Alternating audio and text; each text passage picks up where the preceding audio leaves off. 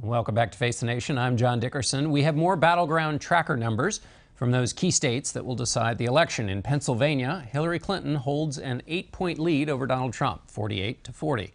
North Carolina shows a tight race. Clinton leads Trump there, 48% to 45%. It's also a 3-point margin in Colorado, where Hillary Clinton is at 42 and Trump is at 39.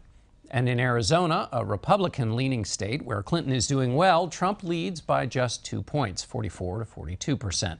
We continue with the mastermind behind the battleground tracker, along with our friends at YouGov. That's CBS News Director of Elections, Anthony Salvanto. All right, Anthony, inside those states, what are you seeing in terms of turnout for both sides? Okay, the first thing you want to look at is the party split. How many Democrats there are for Hillary Clinton, how many Republicans there are for Donald Trump. Because on the latter, Donald Trump has lagged among Republicans relative to how Hillary Clinton is doing with Democrats throughout this campaign, and that's still the case. So he's still not getting that full support from Republicans, and she is getting close to 9 and 10 Democrats, and that's adding up to effectively the difference in a lot of these states.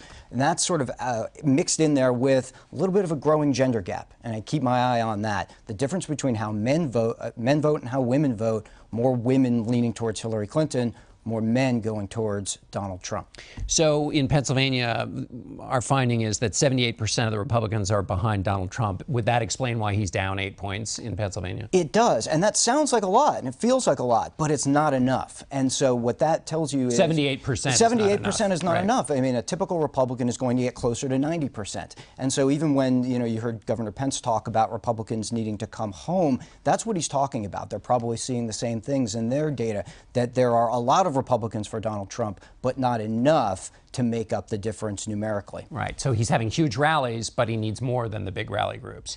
Let me ask you now about, in terms of changing the dynamic of the race, there's a lot of voting that's already taken place, as we talked about with Governor Pence, 21 million people.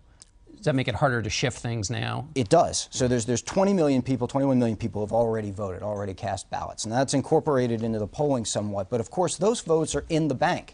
I mean, you look at places like North Carolina, and at least on party registration, which is not a perfect measure and doesn't mean we know how you voted. In party registration, Democrats are outpacing Republicans. So what that tells you is now Hillary Clinton doesn't have as far to go from here to Election Day, and Donald Trump needs to not only change minds, but get consistent turnout from here to Election Day, or even on Election Day, makes it a little bit harder. All right, Anthony, thank you so much.